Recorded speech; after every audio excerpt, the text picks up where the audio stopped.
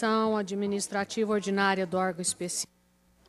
Senhora presidente, quero pedir o adiamento do 2. Na realidade, não sou eu que estou pedindo, é o advogado que pediu, da requerente pediu o adiamento, vez que está em vias de ser decidido na esfera judicial uma ação que vai influenciar diretamente o encaminhamento deste voto. Então, eu entendi por bem que deveria realmente adiar, porque ela tem uma ação na vara de família que está para ser realmente resolvida. Então, está sendo adiado o 2. Submeto a ata da sessão anterior. Alguém tem alguma divergência? Podemos aprovar por unanimidade? Ok. Podemos.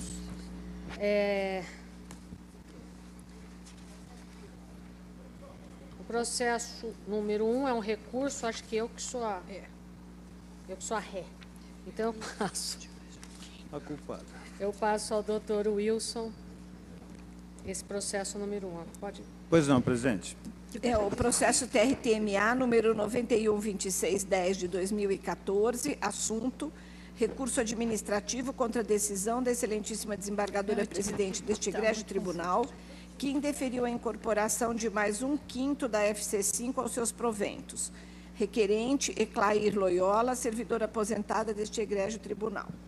Pois não. Desembargadora Rosa, por favor. Pois não. A servidora aposentada Eclair Loyola, ela entra com recurso administrativo contra a decisão da desembargadora presidente, que indeferiu a incorporação de mais 1/5 do FC5 que ela tinha aos seus proventos. Entretanto, eu constato que o prazo dela se iniciou, essa comissão a que ela se refere é de 2 de outubro de 90 a 5 de 10 de 90. E ela veio a pedir,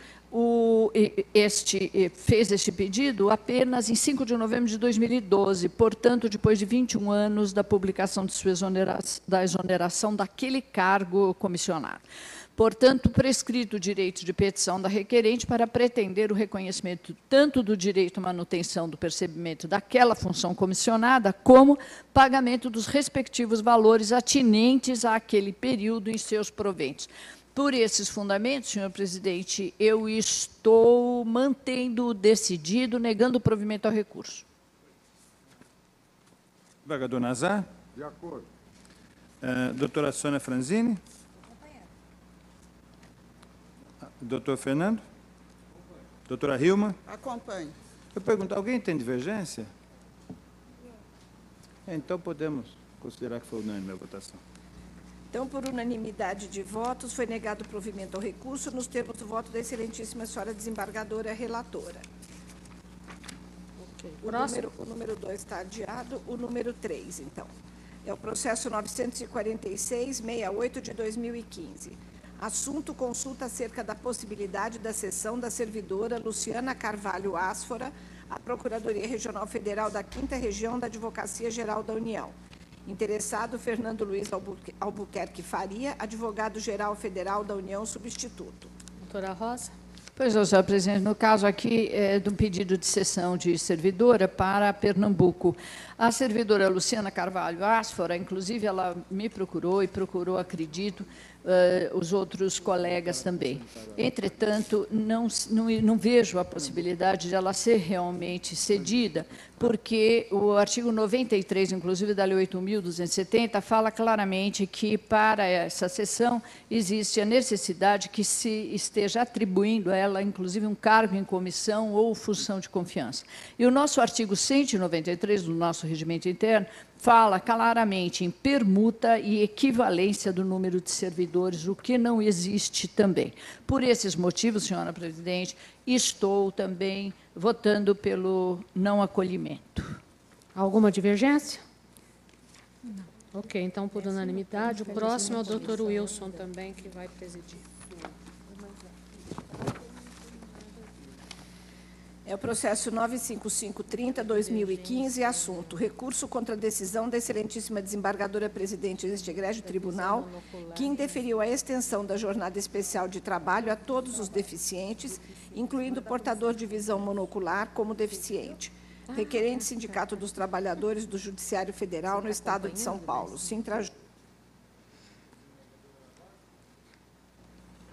Doutora Rosa, por favor. Sim, pois não. Aqui o Sintrajude, ele entra com um recurso contra a decisão da desembargadora-presidente, que indeferiu a extensão da jornada especial de trabalho a todos os deficientes, incluindo, inclusive, o portador de visão monocular como deficiente, a fim de que, segundo ele, se garantisse a jornada especial de trabalho que fosse estendida a todos os deficientes e não apenas àqueles cuja deficiência seja agravada em decorrência do exercício do labor ou tenha origem no trabalho exercido, bem como para que sejam enquadrados os portadores de visão monocular como deficientes, a fim de que possam ser beneficiados da jornada especial. Eu coloquei para os senhores toda a legislação pertinente para os senhores verificarem. Agora, eu torno ao voto as folhas 13.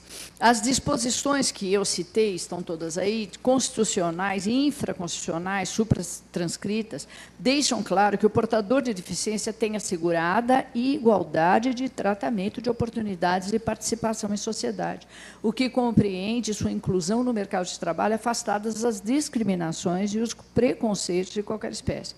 A reivindicação apresentada pelo Sintrajude de conceder a jornada especial indistintamente a todos os servidores portadores de deficiência poderia até suscitar eventual tratamento diferenciado em detrimento da efetivação da igualdade de direito de participação na sociedade.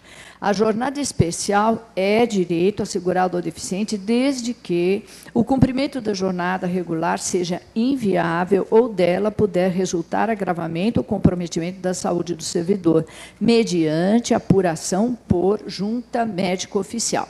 É o que diz o artigo 2º do artigo 98 da Lei 8.112, que eu transcrevo. A necessidade de jornada especial é aferível a partir do exercício das funções, quando, então, o servidor terá conhecimento efetivo das atividades que desempenhará e se haverá necessidade de uma jornada especial para que não ocorra agravamento ou comprometimento de sua saúde, abrangida a hipótese de deficiência superveniente ao ingresso nesse regional. A inscrição já no concurso público pressupõe compatibilidade da deficiência com as atribuições do cargo ao qual está concorrendo, inclusive ciência da jornada de trabalho. Tanto que, por ocasião da inscrição, o candidato deve especificar o tipo de deficiência que possui e comprovar com a remessa de laudo médico, bem como declarar que está ciente das atribuições do cargo, área e especialidade ao qual se inscreveu. Após aprovado neste tribunal, o candidato é avaliado por uma junta médica, ocasião em que são aferidos critérios objetivos, tais como o enquadramento na condição de deficiente físico, assim considerado pelo Decreto 3.298 de 99, a súmula 377 do Colégio Superior Tribunal de Justiça e também o enunciado 45 da Advocacia Geral da União. Os dois últimos assegurando também ao portador da visão monocular o direito de concorrer em concurso público às vagas destinadas aos deficientes. Eu transcrevo para melhor compreensão também os trechos do edital do último concurso para os senhores compreenderem melhor o que eu estou dizendo no voto. Assim, senhores, eu reitero que o direito à jornada especial do servidor portador de deficiência é plenamente já reconhecido por esse órgão, dependendo apenas da comprovação da necessidade através de junta médica oficial na forma da lei. Outro sim, nos concursos públicos realizados por esse regional, o portador de visão monocular também é expressamente incluído já nas vagas reservadas aos deficientes. Registre-se que, pelo Sintrajude, que ele afirma ser imprescindível que a necessidade de cumprir jornada especial seja ele mesmo, Sintrajude, ele afirma que é imprescindível que a necessidade de cumprir jornada especial seja comprovada por perícia a cargo de junta médica oficial, não se tratando, pois, de direito a ser concedido indistintamente, mas de acordo com as limitações de cada servidor, como está na ementa que também eu coloco no voto. Eu destaco também, arrematando o voto, que esse tribunal conta com uma laboriosa atuação de sua Comissão de Acessibilidade, instituída em conformidade com a Recomendação 27 do Conselho Nacional de Justiça, de 16/12/2009, respeitando e implementando ações para assegurar aos servidores deficientes o pleno exercício dos seus direitos individuais e sociais. Por esses motivos, eu estou negando o provimento. Alguma divergência? Opa. Acho que não tem. Então, Então pode... por unanimidade. Os próximos 5, o doutor Wilson assume também. Qual é agora? Então, é o processo 61756 de 2015, assunto: cômputo do percentual de 13,20... Não, peraí que eu tô... Não, tudo bem, pode ir. É que eu... Não foi. Ah, esse não vai dar. Hein? Nesse caso, eu acho que era vista para a doutora Beatriz pediu vista. Beatriz, e ela não está. Ah, então, peraí. Está com vista? Ela devolveu, mas acho que ela precisou sair, né? Ela não vota, então. Mas não tem porquê. Se devolveu. Mas todo mundo fica vendo a vista dele, o outro pede. Ué. Se quiser, bom. Não posso falar? Posso aprovar? Pode. Assunto: cômputo do percentual de 13,23% incorporado à VPI na base de cálculo da gratificação adicional por tempo de serviço, do adicional noturno e do adicional por serviço extraordinário. Interessado, Coordenadoria de Gestão de Remuneração deste tribunal. Esse processo já havia sido iniciado o julgamento na sessão do dia 28 de setembro de 2015. Havia pedido, a excelentíssima senhora desembargadora relatora havia votado pela inviabilidade da integração da vantagem pecuniária individual de 13,23% no cálculo das gratificações acima enumeradas. A excelentíssima senhora desembargadora Beatriz de Lima Pereira havia pedido vista do processo e estavam aguardando para julgar os demais desembargadores presentes à sessão. Desembargador Wilson Fernandes, desembargadora Sônia Franzini, Fernando Sampaio, Tânia Bizarro, Maria Ângela Muraro, Yara Ramires, Mércia Tomazinho, Ricardo Trigueiros, Valdir Florindo, Ivani Contini Bramante, Magda Quersu, Carlos Uzec, Regina Vasconcelos, Manuel Ariano e Álvaro Noga. Então, me empresta aqui para eu colher os votos. Doutor Wilson. Acompanho, presidente. A proposta do vice-presidente. Certo. Doutora Sônia Franzini. Doutor Fernando. Doutora Tânia. Doutora Maria Ângela. Acompanho. Doutora Yara. Doutora Mércia. Acompanho. Doutor Trigueiros. Doutor Valdir Florindo. Doutora Ivani. Doutora Magda. Acompanho. Doutor Uzec. Acompanho. Doutora Regina Vasconcelos. Com a relatora. Doutor Ariano. Senhora presidente, eu já tinha me manifestado em parte sobre essa matéria. Eu não vejo como ou por que fazer essa consulta. Na verdade, o que eles querem aqui é calcular um adicional sobre o outro, aquele famoso efeito cascata. A pessoa tem os 13% incorporado nos proventos. Esses proventos servem de base de cálculo para o adicional por tempo de serviço. Portanto, quando calcula o adicional por tempo de serviço, já está com os 13%. Mas eles querem calcular mais 13% em cima. E isso com todos os demais títulos. E eu quero dizer também uma questão bastante preocupante, que eu fui examinar com calma isso aqui, e eu descobri que o que está em execução não é uma sentença. A sentença que me foi fornecida, inclusive, pela vice-presidência administrativa na outra sessão, e que eles dizem que estão executando, ela foi transformada, porque houve um recurso da União, e o Tribunal Federal deu provimento em parte ao recurso, para dizer o seguinte, para dizer que aquela diferença de 13% ela é devida, até que plano de cargos e salários incorporasse essa medida. Acontece que essa discussão ela surge de um reajuste dado em 2003. E depois disso, foram feitos 2 planos de carga e salário aqui, inclusive um de 2008, que estabeleceu um salário base, uma tabela salarial, bem acima daquela antiga. Então, eu penso que, salvo o melhor juízo, nem os 13% subordinados são mais devidos. Quanto mais o repique que eles estão fazendo aí. E por isso eu vou pedir para juntar um voto divergente. Na verdade, não é divergente, né? O senhor está acompanhando para não integrar esses. E o senhor vai mais adiante. Sim, mas encaminhar uma consulta. Porque veja só como essas coisas são conduzidas, senhora presidente. Essa semana passada foi julgado um agravo que o sindicato promoveu nesta ação aqui, e a matéria é se o sindicato representa ou não todos os funcionários.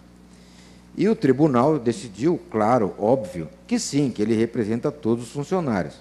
Esta foi a decisão. Só que o que eles querem com isso que é pagar isso para todo mundo. Eles não pediram lá no agravo que o tribunal dissesse se essa diferença é devida hoje para todos. Eles pediram para o tribunal dizer se o tribunal representa ou não. Saiu uma decisão estéril, porque dizer que representa todos é o óbvio. O que se discute não é isso. O que acontece aqui é que esse reajuste ele foi concedido, a história dele todos sabem, foi dado um abono em valor fixo. Um grupo de funcionários entrou com essa ação judicial dizendo o seguinte: a lei garante o mesmo índice para todos. Então, para aquele salário ali, o valor fixo é de R$ 56,00 em 2003. Agora, como o meu salário é maior, eu tenho direito a um valor maior. Os R$ 53,00 corresponde a 13% daquele salário. Portanto, eu tenho direito a 13% do meu salário. Aquele pessoal dos salários inferiores receberam e continuam recebendo a VPI naquele valor. Se hoje for aplicar 13% em cima daquilo, eles vão receber 2 vezes. Porque eles já estavam recebendo. Vocês vão receber de novo. Por isso que não pode pagar para todos. Porque alguns já recebem. Está em destaque no olerite deles. Então, a maneira como esse agravo foi julgado também é confusa. Então, essa matéria é tudo muito confusa. Por isso, eu acho que, de parte deste tribunal, o que cabe aqui é o indeferimento. E se ela for seguir, ela vai seguir com algum parecer, por exemplo, parecido com aquele que foi feito, no nosso caso, do pagamento do acúmulo, eu acho que talvez a assessoria merecesse um contraponto. Por isso, eu estou me dispondo a juntar um voto divergente. Ok. Com isso, encerramos. Senhora presidente, eu não... Quem está falando? Cíntia, eu não constei, porque não estava presente Estava na presente. última sessão. Eu não sei se houve sustentação oral. Não me lembro. Então, eu teria condição de voto, eu originalmente até iria divergir, mas eu estou de acordo com o voto da relatoria. Quem mais? Doutor Nazar? Não estava na sessão. Já passou, mas ela... Tá bom. Desembargadora, senhora presidente? Senhora presidente, eu também não estava na sessão anterior, mas eu gostaria de votar com a relatora. Gostaria de votar? Com a relatora. Com a relatora, ok. Mais alguém? Podemos encerrar a votação? Ok, então passamos para o órgão especial judicial. Primeiro processo. Tem uma sustentação, tem uma inscrição no número 5. Número 5? Ok, então o doutor Wilson assume. Na verdade, seria a doutora Rosa, né? Doutora Rosa aqui. Senhora presidente, aqui é a desembargadora Maria Doralice, ainda sou eu? Não, é o 5. Número 5 da pauta. Ah, desculpa. Tem uma inscrição para sustentação. Ah, é verdade, doutor. O 4, desculpa, está escrito aqui que está retirado o 4 da pauta, O 4 ok? e o 7. O 7 também? O 4 e o 7. O 7 é pedido da doutora É, a gente Regina. retira que fica mais fácil. O 4 e o 7. É, o 4 e o 7, então, estão retirados de pauta. Começa pelo 5, então. Pois não, doutora Rosa. É o processo TRT. Pois não, então. Então, é o número 5, nós temos sustentação, é o doutor, né? Isso, é o processo. Pois não, doutor. Obrigado, senhora presidente, senhor relator.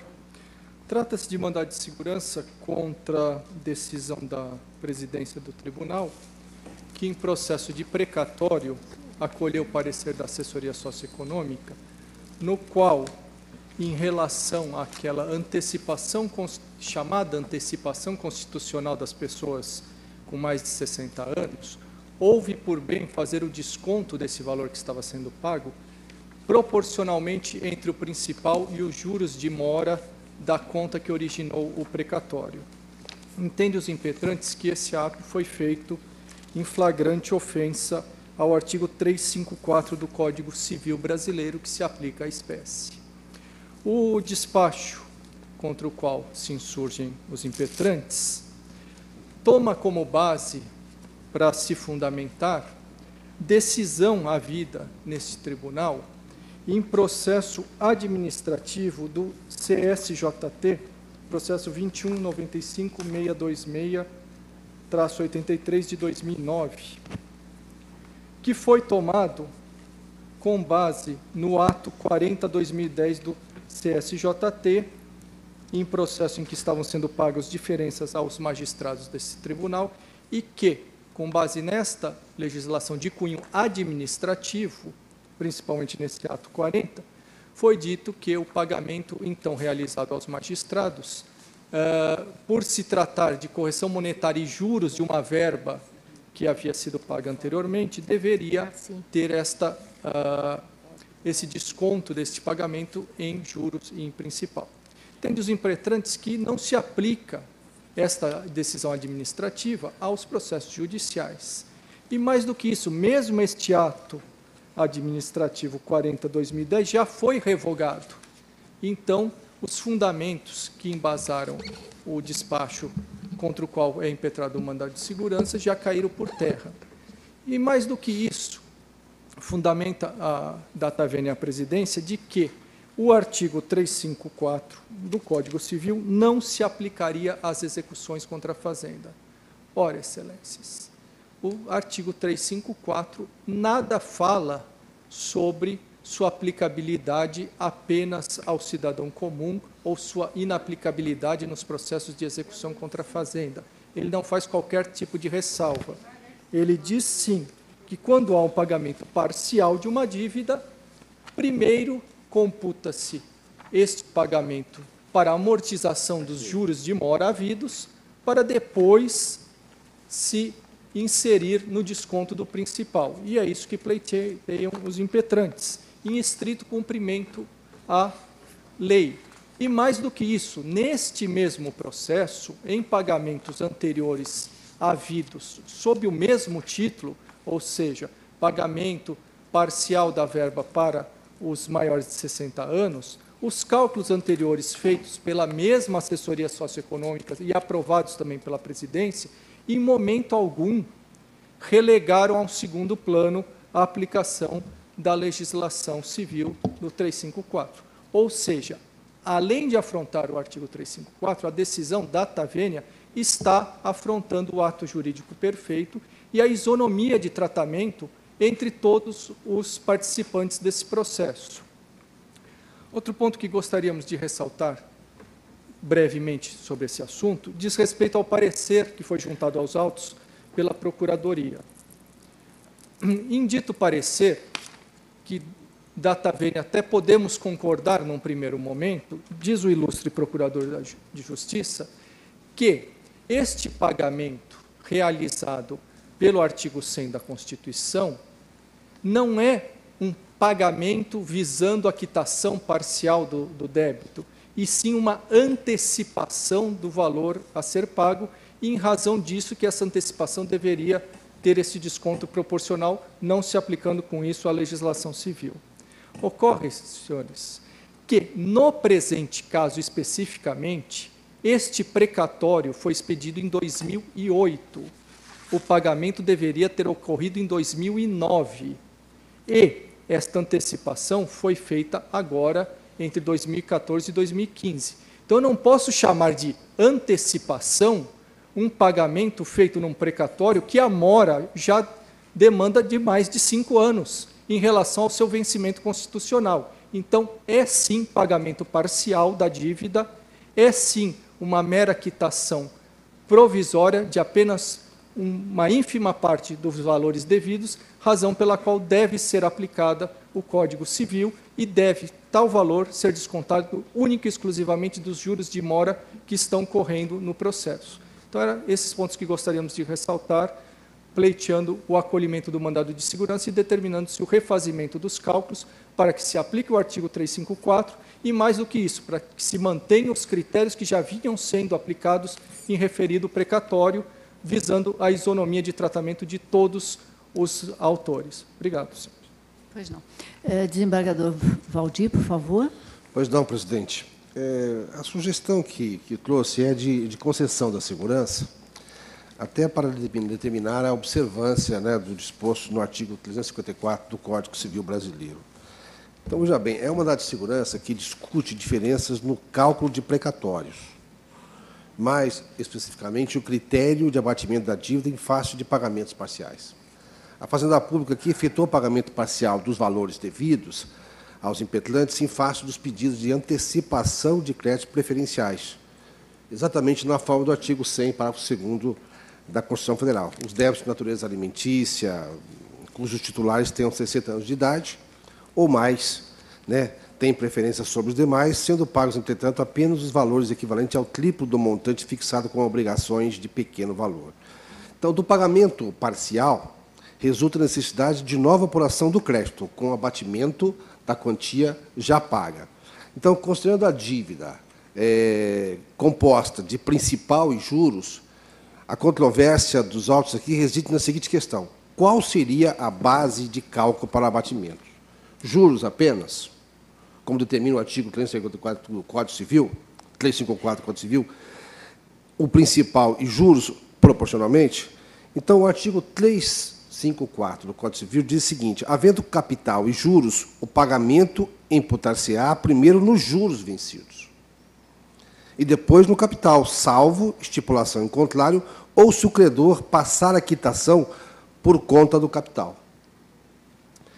A assessoria de precatórios desse regional, ao calcular o crédito residual dos impetrantes, não deduziu o montante parcialmente pago dos juros, como determina o artigo 354 do Código Civil, mas sim do principal e dos juros, proporcionalmente.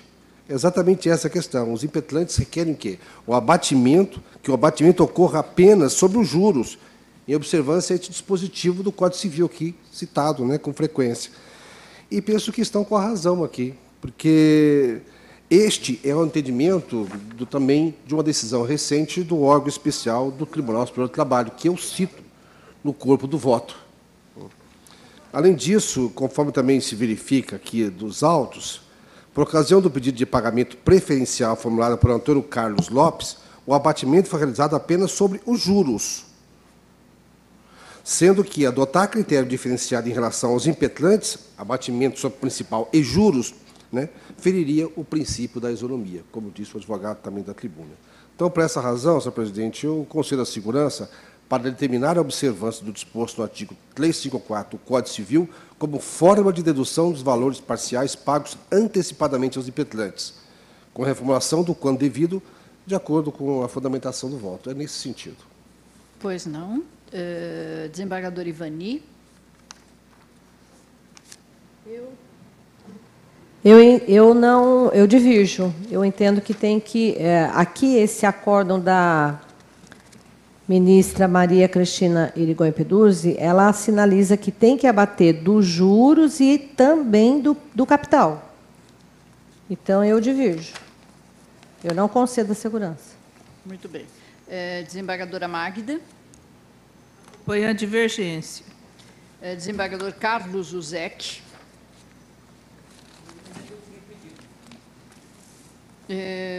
Regina Vasconcelos. Acompanho a divergência.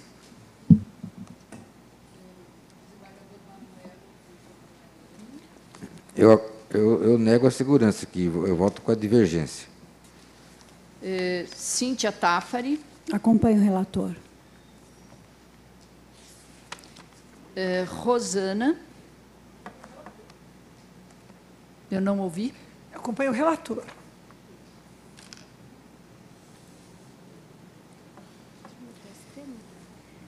Eu também acompanho o relator. Desembargador Wilson. Também acompanho o relator, presidente. Desembargador Nazar. Acompanho o relator. Desembargadora Sônia. Na divergência. Desembargador Fernando. Divergência? Desembargadora Hilma. Desembargadora Tânia.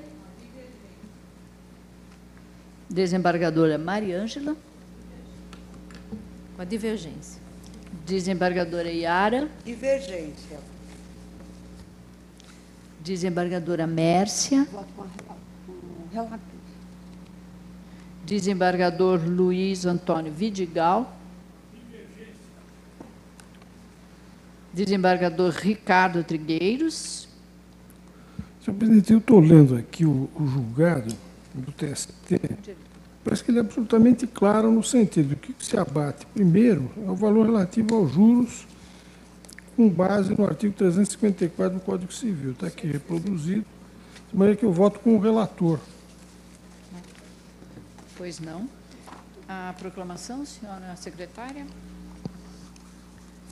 Então, por maioria de votos, foi denegada a segurança nos termos do voto divergente da excelentíssima senhora desembargadora revisora, redatora designada, ficaram vencidos os excelentíssimos senhores desembargadores: Valdir Florindo, Cíntia Tafari, Rosana Buono, Rosa Maria Zúcar, Wilson Fernandes, Nelson Nazar, Mércia Tomazinho e Ricardo Trigueiros. E deu-se por impedido o excelentíssimo desembargador Carlos Roberto Zec.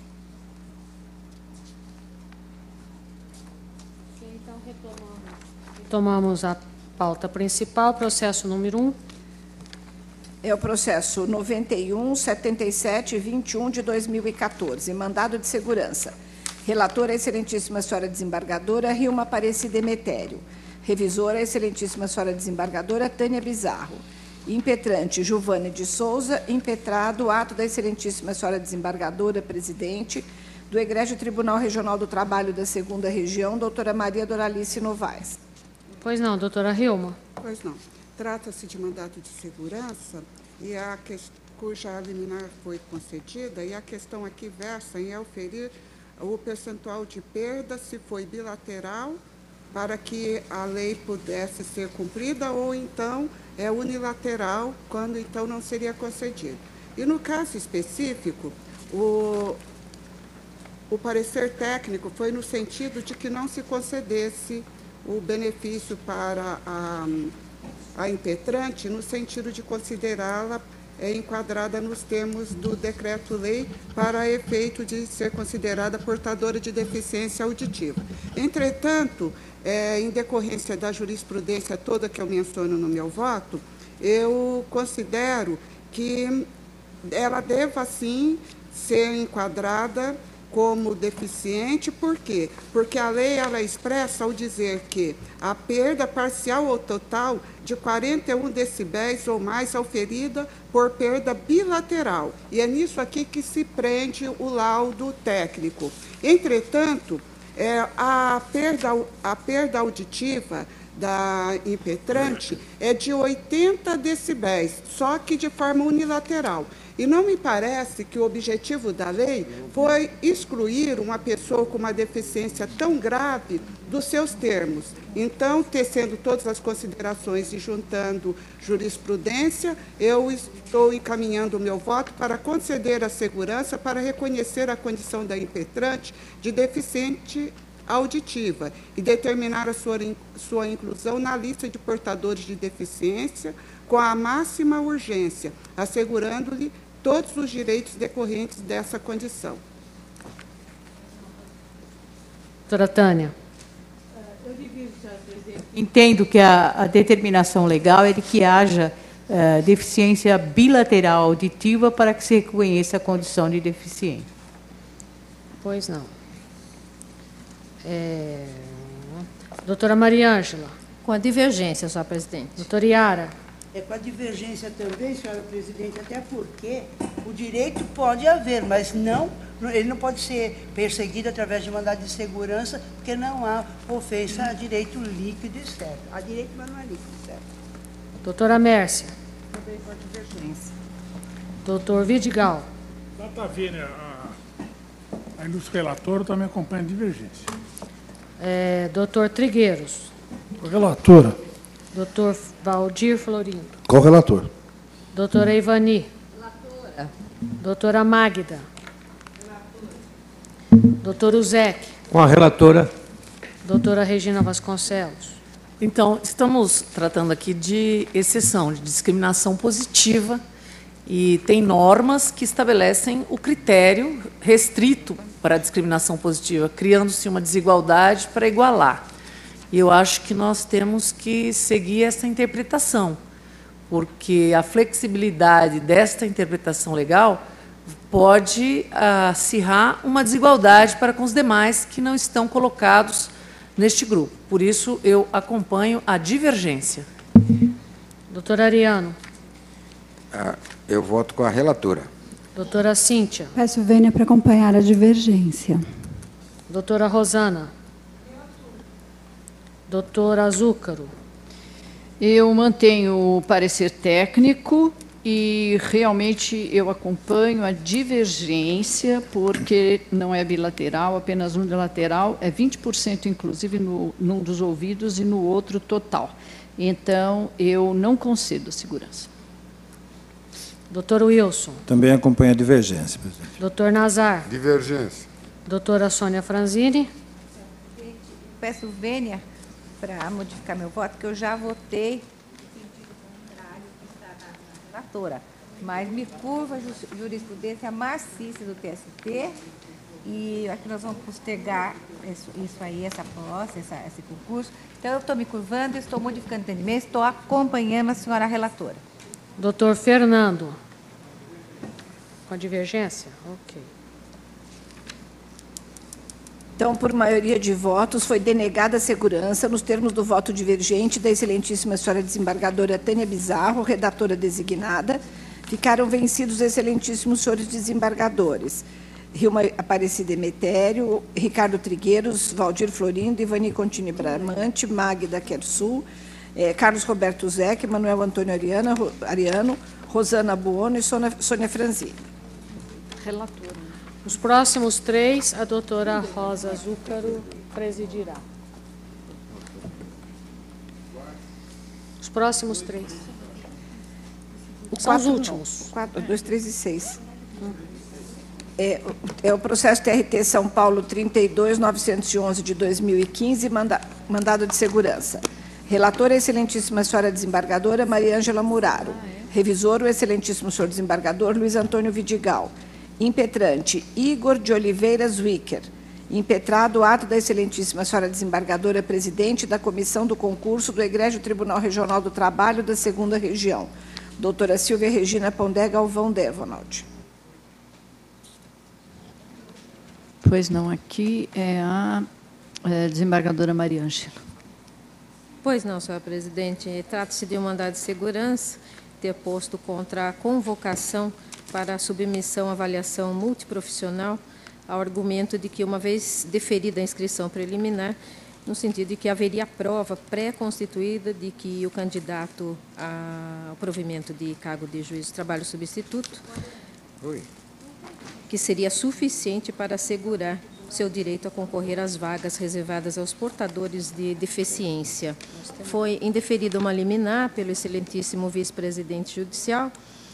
Depois disso, foi interposto um agravo regimental, ao qual restou negado o provimento, tendo o acordo transitado em julgado.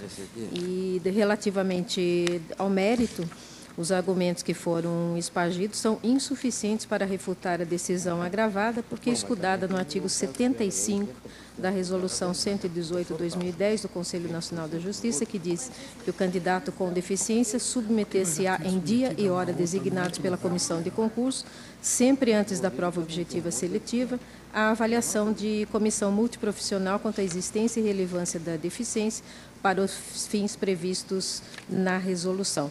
E essa regra é bastante clara, de forma que sequer pode socorrer o agravante, no caso, agora o que interpôs o mandado de segurança, a circunstância de ter requerido dispensa da avaliação presencial, que foi designada para o dia 2/2/2005, diante do fato consumado de ter deixado de comparecer nessa data para a análise com vistas à constatação das condições permissivas da sua participação no concurso pelo sistema de reserva de vagas.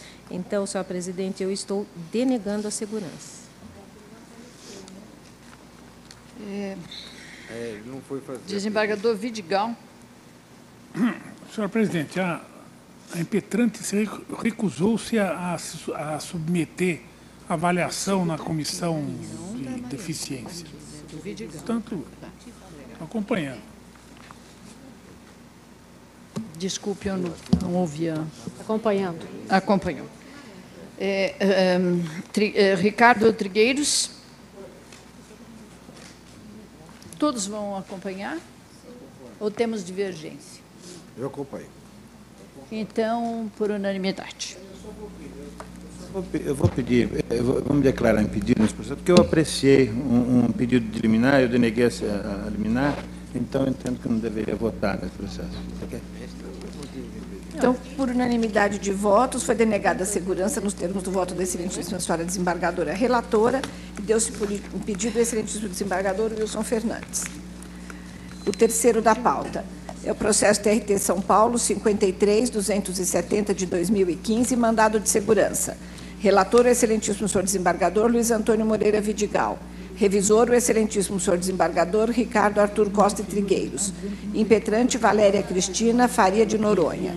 Impetrado, o ato da excelentíssima senhora desembargadora, presidente do Egrégio Tribunal Regional do Trabalho da 2ª Região. Desembargador Vidigal. Pois não, senhor presidente. Esse caso aqui é um mandado de segurança da senhora Valéria Cristina Faria de Noronha, que diz que união estável com um juiz aposentado que veio a falecer. Contudo, os elementos constantes dos autos, embora exista uma escritura de união estável pública feita cerca de 2 meses antes da morte do juiz. Mas os elementos todos que a prova dos autos é no sentido de que, aliás, a maneira divergente da autora, a filha do decújo salientou que o falecido mantinha residência na rua Minas Gerais, centro de Avaré, consignando ainda que o mesmo mantinha uma relação com a impetrante sem esclarecer a que título dava a relação. E este endereço não é o endereço indicado pela impetrante. Além disso, o Ministério Público localizou na Justiça Federal uma ação ordinária movida pela impetrante, informação sonegada na inicial deste mandado de segurança, na qual o juiz indeferiu a tutela antecipada. Eu estou transcrevendo toda a decisão do juiz, que ele diz que realmente não há prova cabal de que eles mantinham união estável e que mandou o processo para instrução. Então, eu acho que direito líquido certo não há. Se ela tiver direito, deve ser reconhecido lá nesta ação que ela já ajuizou perante o juiz federal. Portanto, eu estou denegando a segurança e mantendo a decisão. Desembargador Ricardo Trigueiros. Acompanhe. Alguém diverge? Então, unanimidade. Por unanimidade de votos, negada a segurança nos termos do voto do excelentíssimo senhor desembargador relator. Número 6 da pauta, é o último. Processo TRT São Paulo 30.580 de 2015, mandado de segurança. Relator, o excelentíssimo senhor desembargador Carlos Uzec. Revisora, a excelentíssima senhora desembargadora Regina Vasconcelos. Impetrante, Laís Alencar e Silva de Moraes. Impetrado, o ato da excelentíssima senhora desembargadora, presidente do Egrégio Tribunal Regional do Trabalho da 2ª Região. Litisconsorte, a União. Desembargador Uzec, por favor. Pois não. Mandar segurança da Laís Alencar e Silva de Moraes, motivada por resultado de inaptidão por inspeção médica, por meio do ato PR 2276, de 28 de novembro de 2014, que tornou sem efeito a nomeação da impetrante anteriormente declarada por outro ato, de 20 de 87, de 13 de outubro de 2014, que a incluía na lista especial reservada a portadores de deficiência candidatos a uma das vagas de técnico judiciário na área administrativa, mencionada no edital. Ressalta que, ante a incompatibilidade de funções prevista no Estatuto dos Advogados, com a nomeação de servidora da Justiça, teve que declinar da carreira de advogada. Pede, inclusive, em sede liminar, para que seja concedida segurança para declarar a nulidade do ato 2276 de 2014 e reconhecer como legítima a nomeação e posse inaugurada pelo ato 2087. Intimada, a União apresentou contestação, por meio do qual pediu a extinção do feito por falta de interesse processual, inadequação da via eleita, ausência de direito líquido e certo, e no mérito requereu a aplicação do princípio da vinculação ao edital e aduziu a falta de qualidade de portadora de deficiência. Por meio de parecer, o eminente representante do Ministério Público do Trabalho apontou de forma objetiva a existência de provas bastante acerca das condições especiais da candidata. Com isso, foi deferida a liminar requerida pelos fundamentos, sobrevindo a publicação em Diário Oficial Eletrônico. Não obstante, a autora apresentou petição, juntada às folhas 81 e 91, noticiando a posse e entrada em exercício em outro cargo público em que pese seja concedida segurança definitiva. Por derradeiro, por meio dos documentos e informações de folha 96/109, sobreveio a informação de que foi dito por meio de contato telefônico, após inúmeros documentos enviados, que Laísa Alencar e Silva de Moraes mencionou não ter interesse pelo cargo, razão pela qual não tomou posse no prazo legal. Esse relatório, senhor presidente, é muito importante, por isso que eu li, principalmente essa parte final. Então, dentro dos requisitos para ajuizamento do mandado de segurança, encontra-se o interesse jurídico da impetrante no bem da vida, perseguido, condição sem a qual a ação não pode prosseguir. No caso dos autos, após nomeação e convocação para assumir o cargo de técnico judiciário, a impetrante deixou de apresentar documentos e tomar posse, pelo fato de ter perdido o interesse no cargo, no decorrer do feito. Mais especificamente, a impetrante logrou ser nomeada em cargo público de maior relevância para seus interesses pessoais, qual seja analista judiciário, execução de mandados no Tribunal de Justiça do Ceará. Então, com base nisso, senhora presidente, eu vou direto ao dispositivo. Nós estamos revogando a liminar concedida, denegando a segurança pleiteada por carência de ação superveniente, nos termos da fundamentação. Basicamente, esse é o voto. Desembargadora Regina Vasconcelos. Acompanho integralmente. Pergunto se há divergência. Devolvo a presidência. Primeiro, unanimidade, depois devolvo a presidência. Bom, assim nós encerramos a nossa sessão de hoje. A próxima sessão será dia 9 de novembro. Ok?